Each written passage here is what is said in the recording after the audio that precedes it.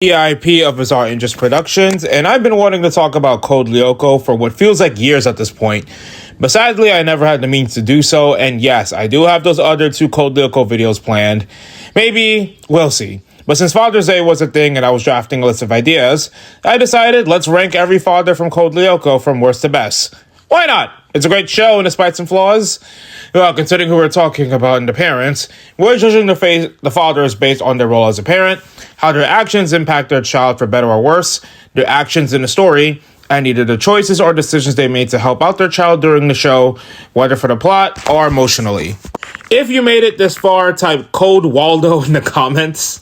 Now, not gonna lie, the bottom two are pretty easy, and there's at least one Code Lyoko Warriors parents who I almost didn't mention, but I figured I might as well just talk about all of them. But the ranking for everyone between everything but first was extremely difficult, and I had no idea what to even rank some of these when I first started. But that's enough preamble. Let's get on to the list. Now, last place is one that won't be shocking to anyone else who's familiar with this franchise. Lowell Tyron. What? Were you expecting someone else? Okay, let's not sugarcoat it. I know anyone who's clicked on this video is expecting a stern presence at the bottom, but there's an argument to be had that at least said father cares about his son to a certain degree. Tyron doesn't. Now, technically, he's supposed to be Franz Hopper's ultimate enemy and responsible for everything gone wrong, though he's presented as a former associate of Hopper. And the fact that he's Aelita's new stepfather makes this worse, since he forced a marriage with Anita, in order to get his hands on Franz Hopper's archives for Carthage and Lyoko, partially to create the Cortex, and even he thinks Aelita is trying to take back everything he stole from her father and get her mother out of his grasp. Sure, one of those is true, but she continues to warn him about Xana, and he doesn't believe her, but actively tries to take her away under the guise of seeing her mother again. He's the only parent on here that actively bribed his child and used their love for the other parent as a bargaining chip. As a villain, another season would have helped him live up to his potential, but as a parent, he's at the bottom of this list. Now, second to last is the one everyone expects to be on the bottom, Ulrich's father, known as Walter Stern in the novels. You know it's bad when TV tropes has him as a scrappy, so much so that whenever Ulrich's father shows up on screen, a bit of happiness vanishes from the Code Lyoko universe. Now, I get it. Being a parent that wants your child to succeed academically inherently is understandable, but he just goes about it in the worst possible way. Constantly berating Ulrich for not having straight A's when he was Ulrich's age, or becoming a businessman so easily. And while having high expectations can be a good thing, it's about encouragement and motivation, and Walter just sucks at it. The "if you're not first in everything, you're nothing" in his book mentality doesn't work if you're not giving positive reinforcement, and he can't even do that. He told Ulrich, "You disappointed me again as usual," and then takes out his stress during the holidays on him when he goes to pick him up. And it's no surprise Ulrich either doesn't talk to his father for a year, which means either Ulrich tries to talk to him but his father doesn't bother, or his father will only talk to him if he's proud or disappointed. Which is even worse. He calls Ulrich's friends a gang of good-for-nothings, and while you can debate Odd is wasting his potential, to say that about Yumi, Aelita, and especially Jeremy when he's never bothered to meet them in person is pretty freaking wild. The only reason he's not at the bottom is because despite it being, he likes when I do this because I'm winning, he does like seeing Ulrich play soccer, and in Zero Gravity Zone, he admits when they're about to die that he's proud of them. It's admittedly a low bar, but between him and my bottom choice, if they were in a situation and they were about to perish, at least we know Walter cares about his child enough to confront him before something happened where the other one wouldn't even care. He should be at the bottom, but he's not a supervillain and a bad parent, for all we know. So he's second to last on this list. Third to last on this list is Laura's father, Gauthier. Now, compared to the other two, he's not as bad, but he does have elements of all of those, given that how he impacts his daughter. He's clever, but full of himself, and puts great pressure on his daughter so that she can do her best. And that mentality rubs off on her hard. Mr. Gauthier puts so much pressure on her that when he thinks about taking her to another school without her input first, just because Xana caused the virus, mind you, that she decided to break her secret and show him the factory to convince him to let her stay. And even when he meets the supercomputer, rather than being impressed she's able to handle it, he's immediately more concerned with that than her. The only reason he's not lower is that his actions are more out of concern for his daughter's success, and compared to Ulrich's dad, at least he has faith in his daughter to succeed, so he's third to last. Next, we got Jean-Pierre Delmas. Truth be told, he's not an awful father, but he's got some holes in his actions. First, I believe the writers implied he's divorced, and we do respect he's raising a daughter by himself. And even then, he's been stripped of her a few times fairly, ensuring that while he loves Sissy and spoils her, he will put his foot down since he banned her from going to the dance for failing the final exams. But he's got flaws. While half of the miraculous community needs to understand that your parents sucking is not an excuse to justify when someone chooses to do bad things, Sissy has done a lot of selfish things before. If he had more time to raise her, some of her actions probably wouldn't have been so cruel. That being said, he is busy running a school, and the worst he lets her manipulate is when she convinces him to do dances and school events, which I'd argue is kind of important to have in a boarding school. So he starts to listen to middle of the pack. Then there's Odd's dad, alongside Odd's mother.